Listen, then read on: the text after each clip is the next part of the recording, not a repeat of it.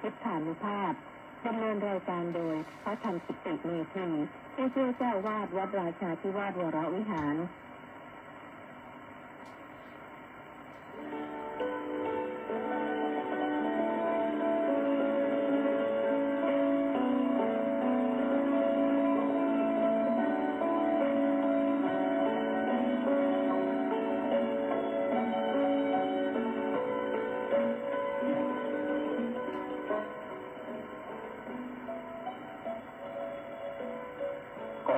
เชิญชวนมาฟังธรรมนำชีวิตขัดเกลาจิตบริสุทธิ์ผุดผ่องใสสอนปัญญาบารมีให้จิตใจสุขสดใสเมื่อได้ธรรมนำชีวารายการพุทธานุภาพจัดสรรให้การบรรยายจากคำพีมีคุณค่าไม่ต้องค้นไม่ต้องอ่านให้เมตตาได้เวลาพร้อมเชิญเปิดรับฟังฟังธรรมจบแล้วสงบจิตสักครู่สำรวจดูจิตของตนก่อนทุกครั้งจิตว่างแล้วจับหลับได้ทรงพลังสุขสมหวังร่วมทุกท่านนิรันดร์เทิน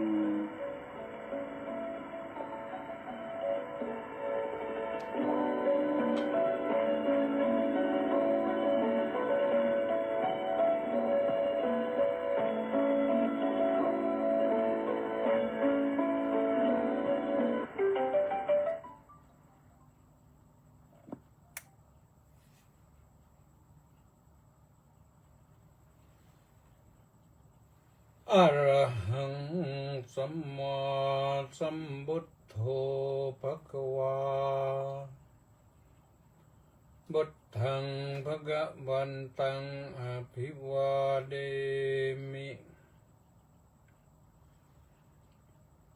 สวากขาโตภะคะวตาธัมโมธัมมังนะมัสสามิสุปฏิปันโนภควโตสาวกสังโฆสังฆังนะมามิขอถวายความนอบน้อมแด่พระรัตนตรัยขอคารวะพระเถรานุเถระเจริญสุขสวัสดีท่านสาธุชนทุกท่าน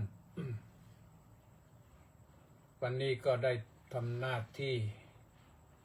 พาญาติโยมเข้าเฝ้าพระพุทธเจ้าเป็นเบื้องต้นแล้วนะรายการพุทธานุภาพก็จะนำท่านสาธุชนทั้งหลายเข้าเฝ้าพระพุทธเจ้าก่อนทุกวันเข้าเฝ้าแล้วสวดแล้วก็ให้จิตใจน้อมรำลึกนึกถึงพระพุทธเจ้าพระธรรมและพระสงฆ์ตลอดไปทั้งคืนนะท่านจะหลับอย่างมีความสุขสบายก็ลองดูนะวันนี้รายการพุทธานุภาพก็มาพบกันที่วันศุกร์ที่21มีนาคมพระพุทธศักราช2568แรม8ค่ำเดือน4ก็เป็นวันศุกร์สุดสัปดาห์แล้วก็เป็นวันพระแรม8ค่ำเดือน4หมุนไปเรื่อยๆนะต ท่านทั้งหลายก็ได้ฟังกันทางสถานีวิทยุคนหนึ่งบ้าง วิทยุเสียงธรรมจากชาวพุทธบ้าง วิทยุพระพุทธศาสนาและสังคมบ้าง วิทยุพระพุทธศาสนาและสังคมนั้น มีที่วัดศรีทวีบ้าง ที่วัดสามชุกบ้าง ที่วัดหนองกายบ้าง ก็ติดตามฟังกันได้ ส่วนว่าทาง Facebook Live ก็ถ่ายทอดสดไปก็ไม่จำกัดสถานที่ไปได้ทั่วพื้นปฐพีทั่วโลก ที่ไหนใครฟังธรรมอยู่ก็ได้ฟังได้ วันก่อนมีพระลูกศิษย์มาจากโน้นอะไรโคลัมอยู่อาร์เจนตินาหนูสำนักอยู่อาร์เจนตินาก็บอกว่าผมฟังอยู่เหมือนกันอาจารย์งั้นนี่ไปไกลนะอาร์เจนตินาก็คืออเมริกาใต้นะ ท่านไปทำหน้าที่เดี๋ยวอาจจะได้นักฟุตบอลดังๆมายอมรับนับถือพระพุทธศาสนาขึ้นมา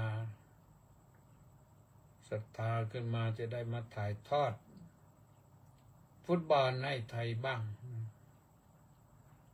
แต่นี่พยายามไม่รู้กี่ชั่วบรรพบุรุษแล้วไม่ได้ไปแข่งฟุตบอลโลกสักทีหมดกำลังไปหลายชุดแล้วนะกรรมการเนี่ยประธานโอลิมปิกนายกสมาคมฟุตบอลอะไรต่างๆเนี่ยหายไปเรื่อยแต่ฟุตบอลก็ยังย่ำอยู่ที่เดิมนะยังไม่ได้ไปไหนวันนี้เขาแข่งเหมือนกันเนี่ยชุดใหญ่แข่งกับอะไรอัฟกานิสถานประเทศที่ทำแต่สงครามแต่ฟุตบอลเขาก็มีนะแล้วเขาก็สู้ไม่รู้สู้ได้หรือเปล่าวันนี้ ก็เดี๋ยวที่เราพัฒนาคนพัฒนากีฬาไปได้ท่านสาธุชนทั้งหลายวันนี้วันพระนะก็ที่ได้ทำบุญแล้วก็ถือว่าได้สั่งสมบุญไว้แล้วตอนนี้ก็สั่งสมบุญเพิ่มด้วยการฟังธรรมสั่งสมบุญด้วยการฟังธรรมเวลาฟังธรรมก็ทำใจให้สงบใจสงบได้ก็เพราะกายสงบได้ก็ย้ำหลายครั้งแล้วว่าคนฟังธรรมของพระพุทธเจ้านะฟังธรรมจบบรรลุธรรมเลยเป็นพระอรหันต์ก็มีเป็นพระอนาคามีก็มีเป็นพระสกทาคามีก็มีเป็นพระโสดาบันก็มีเป็นผู้ศรัทธาเลื่อมใสหนักแน่นในพระรัตนตรัยขอบวชแล้วก็บำเพ็ญทำจนได้บรรลุก็มีนะก็มีหลายอย่างอาตมาภาพเองนี่ก็ทำงานไปเรื่อยๆนะภาพเช้าวันนี้ก็เข้าไปที่อาคารพิพิธภัณฑ์มหาราชานุสรณ์200 ปีร.4 ไปพบปะกับคุณครูและบุคลากรทางการศึกษาของกรุงเทพมหานครวันนี้ก็ไม่ได้ฟังรายงานก็ไม่รู้เท่าไหร่ก็ดูแล้วก็คิดว่า130 กว่าคนนะเป็นชุดที่4ก็มาฟังธรรมทุกชุดฟังธรรมเรื่องเดียวกันนะแต่บรรยายไม่เหมือนกันฟังธรรมเรื่องเดียวกันก็คือการพัฒนาจิตเพื่อพิชิตงานก็ตั้งหัวข้อเรื่องมาอย่างนั้นการพัฒนาจิตเพื่อพิชิตงาน ก็ได้แนะนำไป เริ่มจากแนะนำเรื่องศีล จิตจะรับธรรมะได้ก็ต้องมีศีลก่อนนะมีศีลแล้วก็ยกศีลยกจิตขึ้น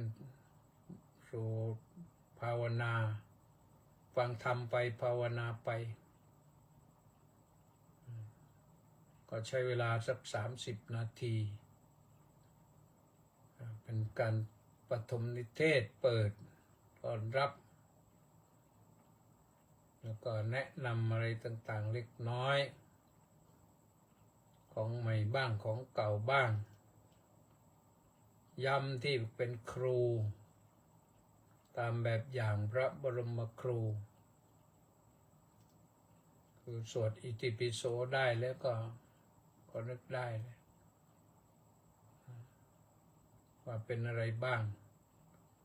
ถ่ายทอดสดไปให้ด้วยทุกวันนะทั้ง4 วันไลฟ์สดไปก็มีผู้ติดตามชมเยอะอยู่พอสมควรเหมือนกันอันนั้นก็ว่ากันไปภาคบ่ายก็บันทึกเทปออกรายการวันนี้วันพระก็ไม่ได้นั่งทำงานอยู่ลืมขึ้นศาลาเลยภาคเช้านะติดงานพบปะกับคุณครูเสร็จแล้วก็ช่วง3 โมงเช้าหรือ9 นาฬิกาก็บวชสามเณรรูปหนึ่งสามเณรลูกชายของอาจารย์สวนสุนันทานี่เข้ามาพบพระธรรมรับรสพระธรรมบวชแก้บนยังต้องเรียนอยู่ก็ทำให้เรียบร้อยพอตกบ่ายก็บันทึกเทป1 ชั่วโมงสำหรับที่จะไปออกรายการก็ขอมาพอตกเย็นก็นึกว่าจะไปทำวัดสวดมนต์ไม่ใช่แล้ววันนี้วันพระไปถึงสามเณรบอกว่าวันนี้วันพระลืมแล้วก็เลยไม่ได้ขึ้นศาลาสักพักหนึ่งก็เดินทีนี้เดินบริหารแข้งขาไปท่าน้ำไปดูน้ำในแม่น้ำเจ้าพระยาดูเรือแล้วก็จะได้ยืนดูอยู่พักหนึ่งพอเห็นว่าทำท่าจะมืดก็กลับท่าน้ำวัดราชานี่ ท่านมยาวัจกรวัดราชาท่านบอกว่างบประมาณได้แล้วตอนนี้กำลังทำสัญญาเรื่องการก่อสร้างจะสร้างบันไดให้ตลอดเลยตั้งแต่ริมคลองท่าวาสุกรีไปถึงริมคลองวัดราชาทั้งฝั่งเหนือฝั่งใต้นี่ก็รวมแล้วก็เป็นหลาย10 เมตรเหมือนกันอาจจะถึง100 เมตรหรือเปล่าทีแรกนี่ตั้งใจว่าจะทำสัก28 เมตรในส่วนกลางแต่ท่านบอกว่าทำแล้วทำให้เต็มที่เลยทำให้สวยเลยก็โอเคแล้วมีงบได้ของงบประมาณกทม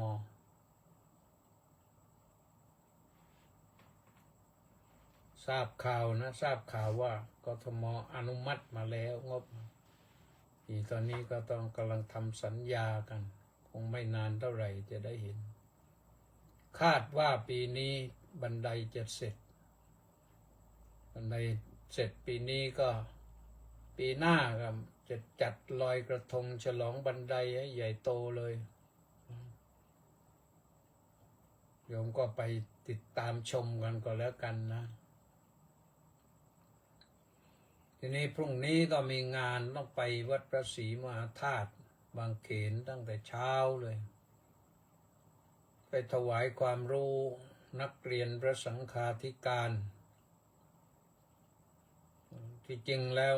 วาระนั้นอยู่วันที่15นั่นที่ผ่านมานะแต่ว่าวันที่15มันก็งานซ้อนมาเรื่องตรวจข้อสอบบาลีก็ตรวจข้อสอบบาลีเสร็จไปเรียบร้อยแล้วแต่ว่าวาระนั้นก็แลกกับท่านเจ้าคุณ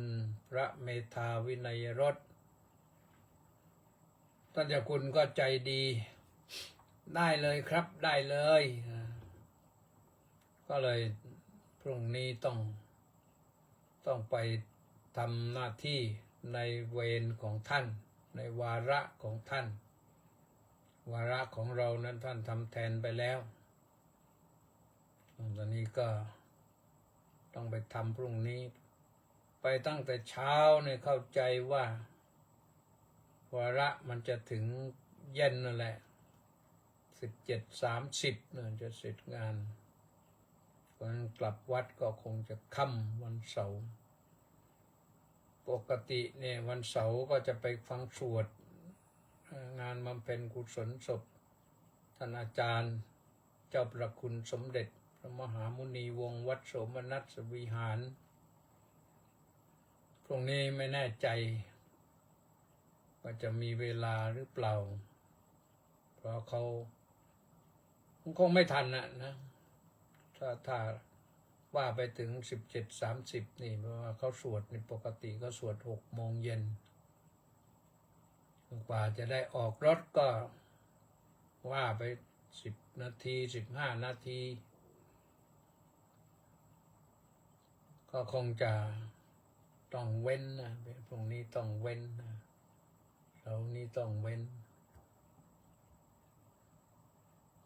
ก็เว้นนะก็ธรรมดาคนอื่นเขาก็ไปฟังอยู่แล้วเราก็มีเจ้าภาพอยู่แล้วถ้าเราไปก็เป็นหน้าที่ของเราน้อมรำลึกนึกถึงพระอาจารย์ท่านเมตตาเรามากสอนมาตั้งแต่โน้นในปริญญาตรีปริญญาโทสอนกรรมฐานสอนอะไรต่างๆ สอนรายวิชาก็มีวิชาหนึ่งที่สอนก็คือเรื่องวาทศิลป์อาจารย์ก็สอนด้วยวาทศิลป์นี่จำได้ว่าท่านได้อ่านหนังสือของเดนคาร์เนกี้เดนคาร์เนกี้นี่เป็นนักพูดแล้วเขาก็เก่งเป็นที่ยอมรับกันทั่วโลกก็เลยได้เทคนิคเขาบ้างเหมือนกันนะเอาละท่านสาธุชนทั้งหลายเอากันว่าวันนี้ก็กำลังจะหมดไปเราก็ฟังธรรมะกันพรรณนาเรื่อยเปื่อยไปก็ไม่ดีก็เริ่มที่ว่าปุณะจะปรังภิกขเวภิกขุธัมเมสุธัมมานุปัสสีวิหรติปัญจสุอุปาดานขันเทสุกทันจะภิกขเวภิกขุธัมเมสุธัมมานุปัสสีวิหรติปัญจสุอุปาดานขันเทสุอิทะภิกขเวภิกขุอิติรูปังอิติรูปัสสะสมุดโยอิติรูปัสสะอัตถังกโมติเอาติตรงนี้ก็แล้วกันก็ว่าถึงเรื่องวันนี้ก็ว่าถึงเรื่องธรรมานุปัสสนาสติปัฏฐานและตอนว่าโดยเรื่องอุปาทานขันธ์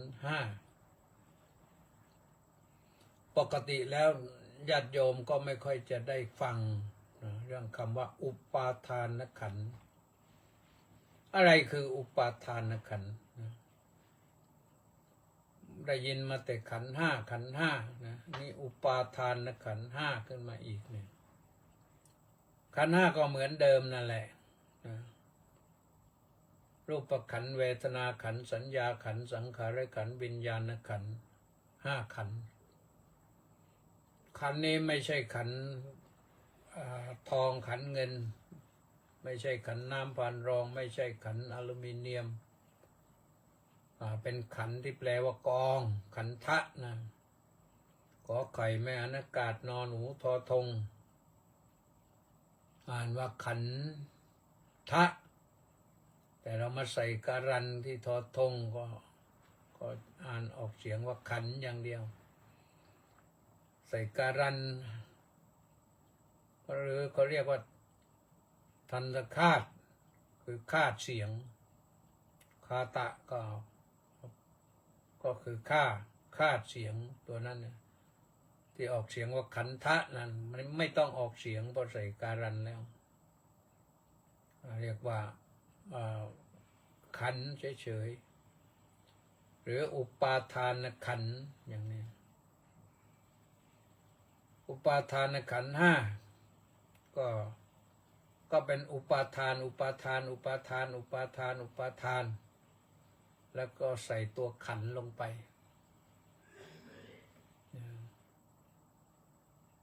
ข้างต้นก็เป็นศัพท์นำก็คือรูปะ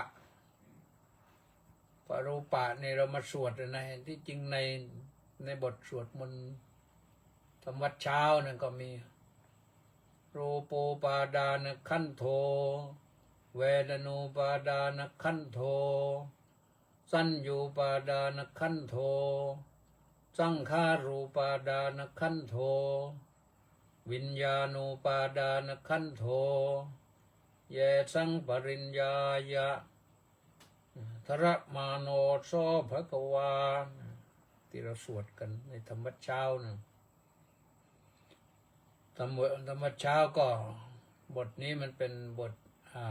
อะไรล่ะสังเวคกถา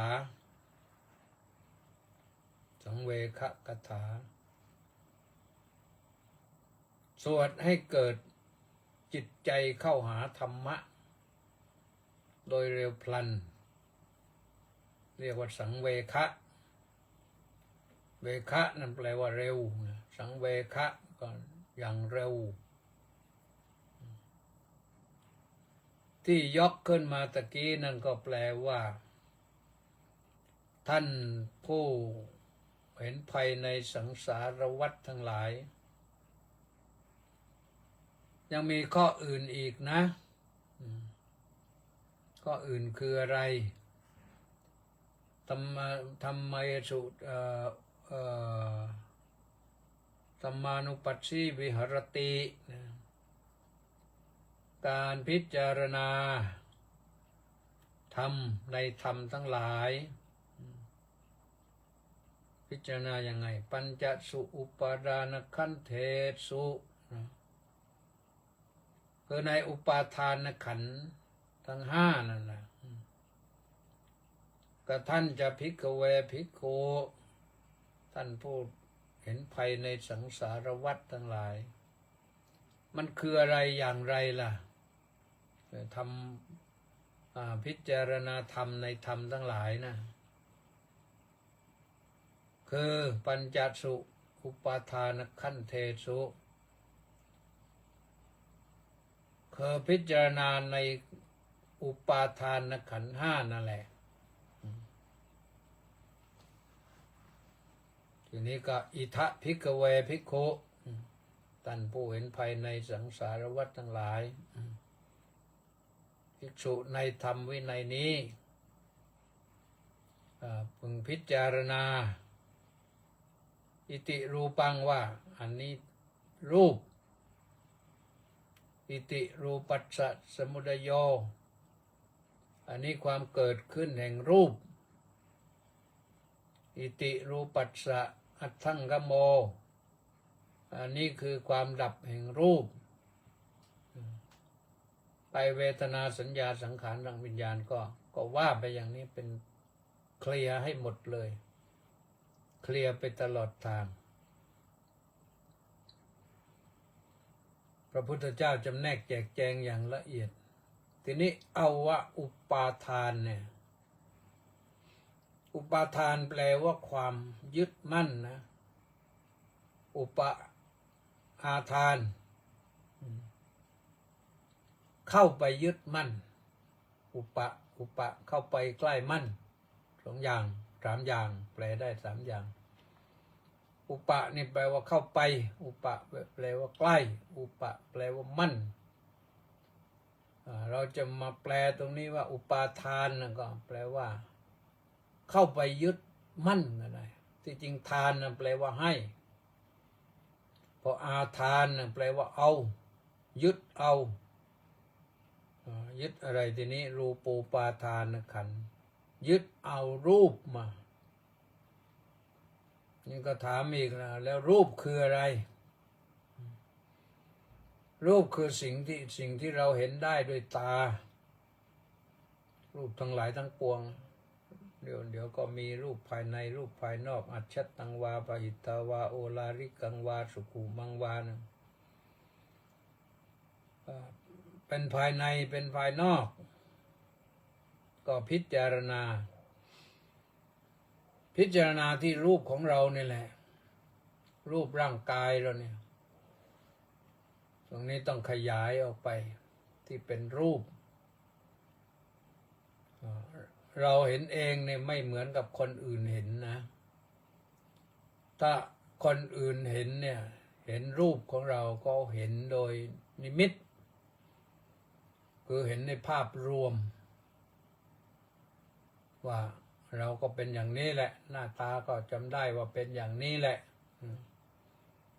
ผิวพรรณก็เป็นอย่างนี้แหละอันนี้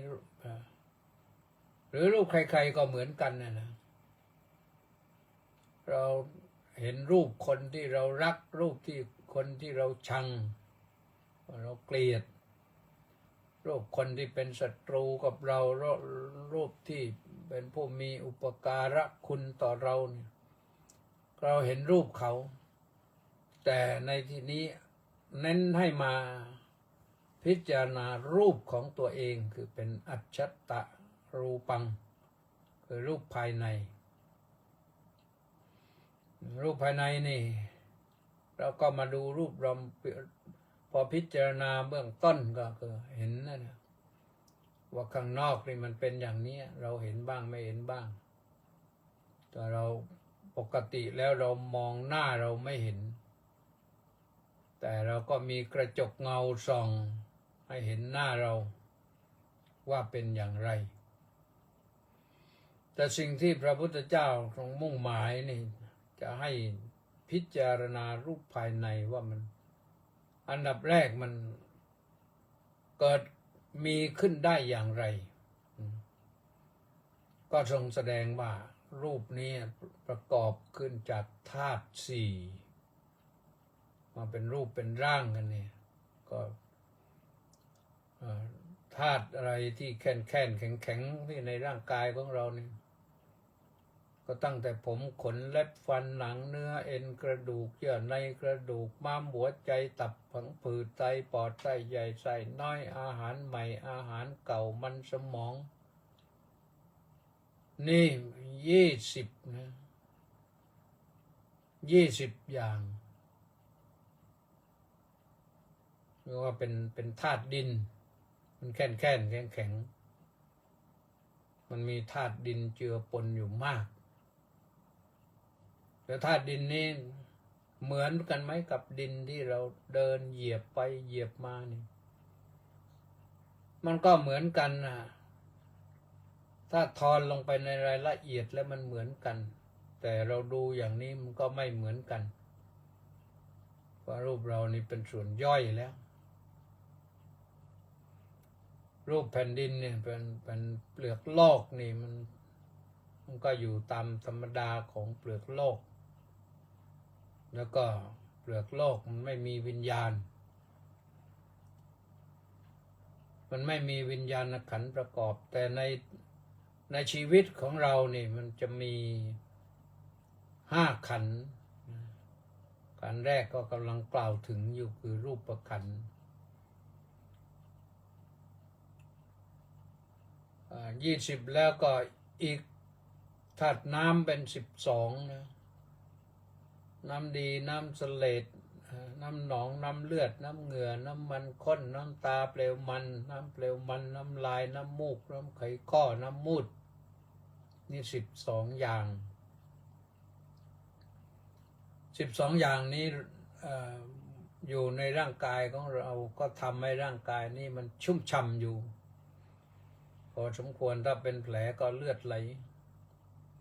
ไม่เป็นแผลก็ประสบความโศกเศร้าเสียใจก็น้ำตาไหลเป็นหวัดก็น้ำมูกไหลพูดมากก็น้ำลายไหลได้อาหารอร่อยนึกถึงอาหารอร่อยก็น้ำลายไหลน้ำลายสอนี่พอถึงเวลาอย่างนี้ถ้าพูดถึงมะม่วงนะมะม่วงเปรี้ยวแล้วก็มีน้ำปลาหวานอย่างนี้ก็น้ำลายสอขึ้นมาหรือมะยมมะมันมีหลายมะมะม่วงมะยมมะยงมะยงชิดอย่างนี้ไปคิดถึงอยากลิ้มชิมรสก็ทำให้น้ำลายสอขึ้นมาน้มูกน้ำไขข้อก็อยู่น้ำไขข้อแห้งก็เดินไม่คล่องนะมีปัญหาน้ำมูดกัดข้องก็เยี่ยวไม่ออกก็เป็นปัญหาก็อยู่ในระบบนะแต่สรุปแล้วก็คือธาตุดินกับธาตุน้ำนี่ต้องทำงานไปด้วยกันแล้วทำงานอย่างบาลานซ์กันคำว่าบาลานซ์ไม่ใช่เท่ากันนะแต่ให้มันสมสัดสมส่วนที่พอดีก็ทำให้ร่างกายนี้มันจะทรงอยู่ได้ธาตุดินธาตุน้ำก็ไม่พอยังมีธาตุอื่นอีกธาตุไฟธาตุลมอีกต้องมีไฟทำให้อบอุ่นเหมือนกับต้องมีไฟต้มอยู่ตลอดเวลาอย่าให้เลือดมันแห้งแล้วก็อย่าให้ดินมันเย็นจืดชืดแล้วก็ต้องมีลมพัดไปมาในร่างกายลมที่สำคัญก็คือลมหายใจแต่ที่จริงลมทุกส่วนนะมีความสำคัญต่อร่างกายลมพัดขึ้นหัวลมพัดลงเท้าลมในท้องมันต้องบาลานซ์นะไม่งั้นก็เดี๋ยวท้องอืดเดี๋ยวท้องแห้งมันเป็นผิดปกติลมพัดไปทั่วสันรพางกายนี่มันทำให้เลือดไปคล่องเลือดกับลมต้องตามกันไปด้วยกันไปช่วยกันนี่สี่ธาตุนี้ต้องเป็นเรื่องประกอบขึ้นกับร่างกายเพราะฉะนั้นถ้าหากว่าธาตุใดธาตุหนึ่งหยุดธาตุไฟหยุดนี่ร้ายกาจนะทำให้ร่างกายนี้มันเกิดความเกิดความสูญเสียปกติภาพสูญเสียปกติภาพก็คือท้องก็ขึ้นอืดผิวก็เปลี่ยนสีกลิ่นก็เปลี่ยนไปนะถ้าใครไปตายอยู่ในทุ่งนาในป่าเนี่ยกลิ่นแรงนะกลิ่นมนุษย์นี่กลิ่นแรงนะกว่าจะสลายหมดนี่สลายหมดแล้วดินยังมีกลิ่นเหม็นอยู่นะนี่คือเรื่องของความ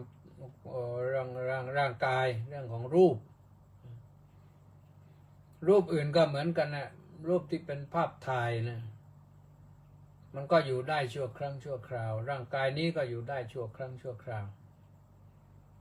แต่เราเป็นสัตว์เป็นมนุษย์นี่มนุษย์ก็สัตว์ชนิดหนึ่งนะก็ต้องอาศัย ขันธ์ห้าครบถึงจะเป็นมนุษย์สมบูรณ์ได้นั้นรูปขันธ์ว่าไปแล้วนะเอาย่อๆก็พอเข้าใจนะฟังกันเยอะแล้วขันธ์ที่สองก็คือเวทนาขันธ์เวทนาขันธ์ก็คือเรื่องความรู้สึกทีนี้ความรู้สึกว่าสุขว่าทุกข์ไม่สุขไม่ทุกข์หรืออทุกขมสุขหรือเรียกอีกอย่างหนึ่งว่าอุเบกขาเป็นเวทนาเป็นความรู้สึกความรู้เหมือนกันแต่รู้สึกรู้แล้วก็แปลสภาพได้มันเกิดกับจิตนี่ก็ทำให้เรารู้ได้ใครๆก็รู้ได้นะรู้ได้ว่ามันสุขหรือทุกข์อะไรทำให้สุขอะไรทำให้ทุกข์บางครั้งบางทีเราก็โศกเศร้าเสียใจอะไรอาวรณ์อะไรต่างๆความสูญเสียความพลัดพรากความไม่ประสบความสมหวังเนี่ยมันก็ตั้งความหวังไว้มากนะแล้วก็ไม่ได้ตามที่หวังแม้แต่นิดเดียวอย่างนี้เหมือนนักเลงหวยนะนักเลงหวยนะทุกงวดต้องขาดไม่ได้ต้องซื้อหวังว่าจะถูกหวยแต่พอหวยออกปั๊บอ้าวผิดหวังอีกแล้วพอผิดหวังวันนั้นก็ไม่หมดนะความหวังไม่หมดตั้งความหวังใหม่เดี๋ยวงวดหน้าคงถูกซื้ออีกบางคนซื้อหวยจนกระทั่งว่าเก็บหวยมาแปะไว้ที่ฝาผนังเต็มบ้านเลยเคยมีข่าวบุญไม่มาวาสนาไม่มีทำไงได้มันก็ไม่ถูกนะคนที่บุญมาวาสนามีเนี่ยก็ซื้อทีเดียวก็ถูกเป็นหลายสิบล้านนะนั่นเป็นบุญของเขาพอถูกมากๆเขาก็ตื่นเต้นดีใจซื้อแล้วผิดหวังก็เศร้าใจเวทนามันเกิดขึ้นเป็นทุกขเวทนาส่วนมากทีนี้เวทนานี่บางทีมันก็ความทุกข์ก็เป็นทุกข์ทางกายบางทีก็ทุกข์ทางใจถ้าทุกข์ทางกายก็ร่างกายขัดข้องเป็นแผลเป็นอะไรต่างๆแม้แต่เป็นโรคคันเนี่ยผิวหนังนี่ก็เป็นทุกข์แต่ทุกข์ใจก็มาจากเนี่ยผิดหวังส่วนความสุขก็เช่นเดียวกันก็มีสุขกายสุขใจสุขกายก็ได้สุขใจก็ได้สุดแล้วแต่ว่าเราจะไปเจออะไร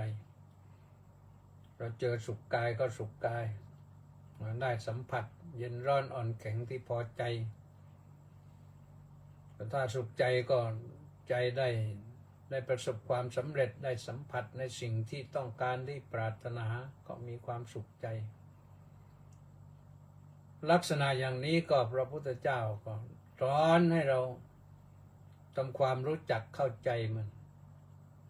กายก็ให้รูปกายก็ให้รู้จักเข้าใจมัน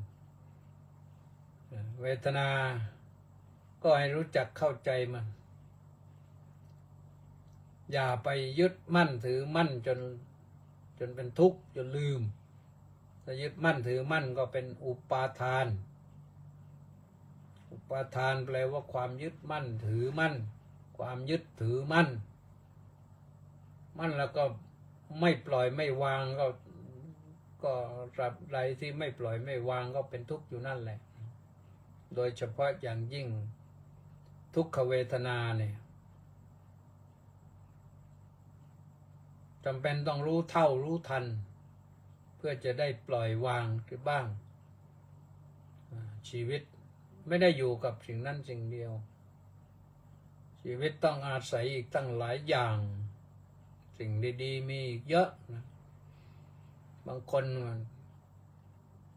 สมองตีบตันคิดไม่ออกถ้าผิดหวังตรงนี้แล้วไม่ได้แล้วหมดแล้วชีวิตในชาตินี้มันไม่มีความสุขได้แล้วคิดผิดนะอย่างอื่นยังมี สิ่งที่ให้สุขแก่ชีวิตเราได้มันมีเป็นสุขเวทนาเนี่ยมีอยู่อีกเยอะไอ้ที่เราผิดหวังนะมันสิ่งเดียวที่เราสมหวังมันยังมีได้อีกเยอะเพราะฉะนั้นลองคิดดูนะแล้วก็ทำประโยชน์เอาหลักคำสอนของพระสัมมาสัมพุทธเจ้าไปทบทวนบ้างมันจะดี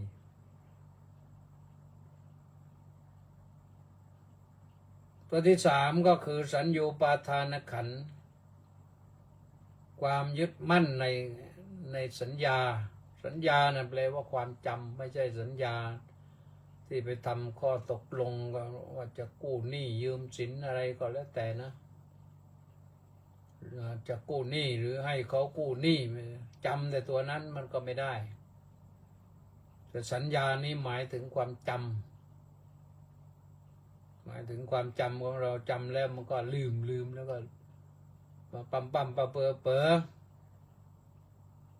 มันไม่ปกติมันทุกอย่างเนี่ยมันต้องเป็นอย่างนี้คือไม่ใช่ทุกอย่างขออภัยทุกคนเนี่ยมันต้องลืมบ้างแหละอย่างน้อยๆสิ่งที่เราจำได้เมื่อตอนเด็กๆนะพอมาถึงวันนี้ลืมหมดแล้วแต่บางอย่างสิ่งที่จำได้มาจากเด็กๆนี่ไม่ลืมนะไม่ลืมแต่ที่เรามาจำได้ภายหลังนี่ลืมอันนี้เป็นเรื่องของสุขภาวะทุกขภาวะลืมมากๆนี่มันก็ก่อให้เกิดผลเป็นทุกข์ได้นะเพราะฉะนั้นทำอย่างไรอย่าให้ลืมบ่อยฝึกจิตยอมฝึกจิตอย่าให้ลืมบ่อยเนี่ยโดยเฉพาะท่านที่อายุเลย50นะฝึกจิตบ่อยนะดีฝึกจิตนั่งสมาธิบ่อยๆเอาสติเข้ามาช่วย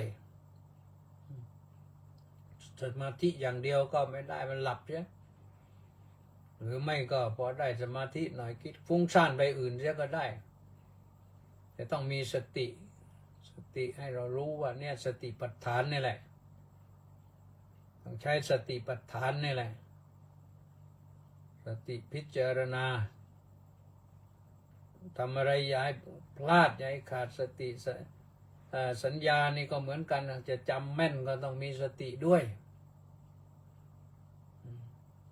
ที่จริงแล้วสัญญากับสตินี่มันอิสระนะไม่แต่ว่าคล้ายๆกับว่าต้องทำงานร่วมกันถ้าไม่มีสติก็สัญญาก็เลอะเลือนในที่สุดก็ปั๊มเป๋อได้ลูกหลานถามว่ากินข้าวแล้วยังไม่ได้กินหรอกไม่มีใครให้กินหรอกทั้งที่เขาเพิ่งเก็บจานล้างมันก็เป็นอย่างนั้นนะมีเยอะอย่างนี้มันเป็นกับคนผู้สูงวัยนี่ก็คือสัญญาความจำเป็นอุปาทานถ้าเราไปยึดมั่นถือมั่นในอุปาทานในสัญญาก็เราก็เป็นทุกข์อีกนั่นแหละนะจะปล่อยวางเลยเนี่ยมันทำให้จิตว่างสบายกว่าก็ต่อไปก็คือสังขารูปาทานขันธ์หรือกองแห่งอุปาทานในสังขารตัวนี้สังขารตัวนี้ไม่ใช่ร่างกายนะไม่ใช่สิ่งของสังขารตัวนี้หมายถึงธรรมารมณ์ที่มาปรุงแต่งจิตให้คิดไปสารพัดนะถ้าควบคุมสังขารดีไม่ให้สังขารที่มันเป็นอะไรอกุศลมาเกิดกับจิตเอาแต่สังขารที่เป็นกุศลมาเกิดกับจิตได้เนี่ยแล้วก็ในภาษาธรรมะเขาเรียกว่าอะไรเรียกว่าโสพลคือดีก็ให้ สำรวจพินิจพิจารณาเอาสิ่งที่เป็นธรรมะมาใช้นะเรื่องพวกนิวรณ์ความกามฉันทะนี่พยาบาทนี่ถีนมิทธะนี่อุทธัจจะกุกุจจะนี่วิจิกิจฉานี่อย่าให้โอกาสมันอย่าให้โอกาสมาเกิดเพราะเข้ามาปรุงแต่งจิตแล้วทำให้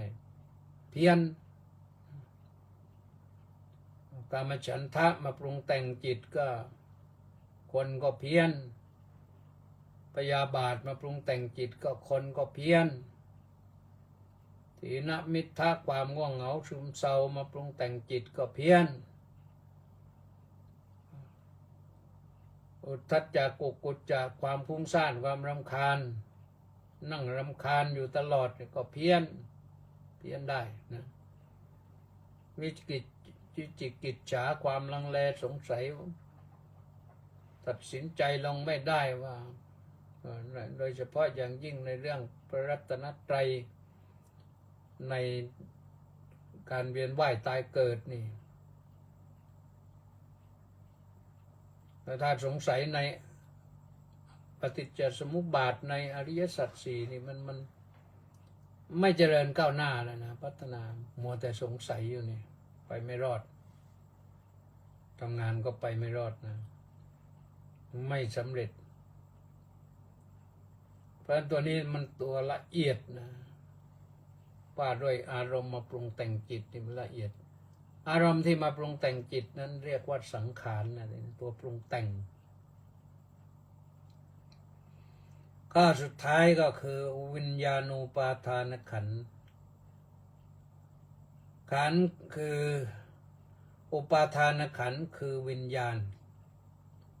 คือการเข้าไปยึดถือวิญญาณนั้นแปลว่าความรู้อย่างหนึ่งแปลว่าท่องเที่ยวไปอย่างหนึ่งวิญญาณแปลว่าความรู้นะความรู้เกิดทางตาหูจมูกลิ้นกายใจก็เรียกว่าจักขุวิญญาณโสตวิญญาณฆานะวิญญาณชิวหวิญญาณกายวิญญาณมโนวิญญาณวิญญาณอีกอย่างหนึ่งเป็นปฏิสนธิวิญญาณตัวนี้ก็เป็นตัวรับกรรมสร้างกรรมอะไรไว้กรรมก็จะตอนนี้เราอาจจะเป็นเจ้าของกรรมพอเราตายไปแล้วนี่กรรมเป็นเจ้าของวิญญาณเราเขาบังคับบัญชาเราจะไปเกิดที่ไหนไปตายที่ไหนต่อเป็นอย่างไรก็อยู่ที่กรรมบัญชาหรือที่เรียกว่ากรรมบันดาลนั่นแหละเพราะฉะนั้นก็นี่คือเรื่องของอุปาทานพระพุทธเจ้าสอนว่าอย่าไปอุปาทานในเรื่องเหล่านี้นะนี่ก็พยายามเร่งมาให้พอจบในวันหนึ่งถ้าเรียนแบบอภิธรรมนี่ข้อเดียวก็ไม่จบโยมอันนี้ว่าทีเดียวจบนะก็พอเข้าใจท่านผู้ใดไม่เข้าใจสอบถามมาก็ได้นะเอาละก็ว่าไว้เท่านี้ทั้งห้านี่ก็รูปเวทนาสัญญาสังขารวิญญาณเนี่ยยึดมั่นและเป็นอุปาทานก็ทำให้เราเป็นทุกข์ไม่สามารถที่จะออกพ้นไปจากโลกแห่งการเวียนว่ายตายเกิดนี้ได้เอาและอนุโมทนาสาธุกับสำริดและอีก445คนออนไลน์มาตอนต้นทีนี้ก็ขอตามไปดูนะขอตามไปดูว่ามีใครมาบ้างเข้ามาทางเฟซนะที่ติดตามฟังอยู่ก็วันนี้ก็สมศรีลักษณะวิราชก็มาน้อมกราบนมัสการสาธุสาธุสาธุเจ้าข้าเป็นคนแรกตามด้วยประสานเรืองดิษฐ์บอกว่าสาธุสาธุสาธุอนุโมทามิสาธุวรวุฒิกอบแก้วแกมพุทธวันนี้มาภาษาไทยนะกราบนมัสการขอรับ ท่านพระอาจารย์สาธุวัดบางแก้วพดุงธรรมขอถวายความเคารพครับสาธุแล้วก็วิทย์ตันเต็ง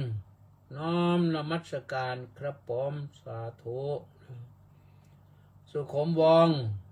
มาจากเวอร์จิเนียนนสาธุสาธุสาธุน้อมกราบถวายความเคารพพระเดชพระคุณครับผมสาธุแวงซิกหุ่น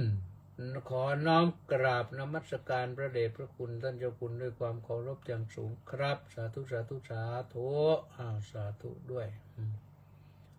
ประพัฒสอนสัมมาพัฒกราบนมัสการท่านพระอาจารย์เจ้าค่ะดร.ไม่เอี่ยมเนาะสาธุเพิ่งรับไปเนี่ยแล้วก็มณีแสงจันทร์น้อมกราบนมัสการสาธุสาธุสาธุเจ้าค่ะสาธุเจบุมาน้อมกราบสาธุสาธุสาธุอนุโมทามินี่ก็พิษณุโลกว่าที่ร้อยตรีสำราญมีปลอดสาธุหายไปหลายวันแล้วมาแล้วนัดสังสีบุรมพฤกษ์กราบนมัสการท่านเจ้าค่ะสาธุสลิดพงษ์แทสะบำรุงสาธุครับพระอาจารย์นี่ก็ด็อกเตอร์เหมือนกันสาธุด็อกเตอร์ป้ายแดงอยู่นี่นะธนวัฒน์ศรีสิริวัฒน์สาธุน้อมกราบนมัสการครับโอ้ยสาธุอาจารย์สิริวัลย์พรสงเคราะห์กราบนมัสการท่านเจ้าคุณพระอาจารย์สาธุในธรรมคำสอนเจ้าค่ะสาธุแก้วใจปิญญาธนบัตรกราบนมัสการเจ้าค่ะท่านเจ้าคุณอาจารย์สาธุขวัญตาพอบำรุงกราบนมัสการพระคุณเจ้าด้วยความเคารพเจ้าค่ะสาธุศิวพรสุภาผลน้อมกราบนมัสการสาธุสาธุสาธุเจ้าค่ะสาธุนี่อีกไหมใครอีกมีแต่สมศรีทั้งนั้นขึ้นมาคุณสมชายศาสนกิจขอน้อมกราบนมัสการด้วยความเคารพอย่างสูงครับสาธุจันทภาดีรัศมี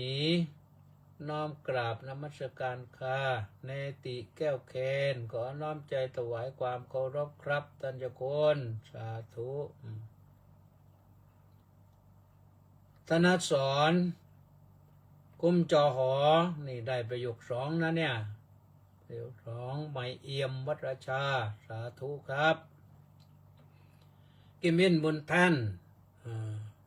นำกราบนมัสการเจ้าค่ะสาธุสาธุสาธุเจ้าค่ะไพศาลรัตนวงกลกราบนมัสการครับสาธุสืบพองธรรมชาติบอกว่านมัสการพระคุณเจ้าพระธรรมกิติเมธีผู้ช่วยเจ้าวาดวัดราชาธิวาสกรุงเทพสาธุอาจารย์แล้วก็หมดหรือยังนิพนธ์ลักษณะวิราชน้อมกราบนมัสการพระคุณท่านครับสาธุหมดพอดีหมดเวลาพอดีพบกันใหม่วันจันทร์นะสวัสดี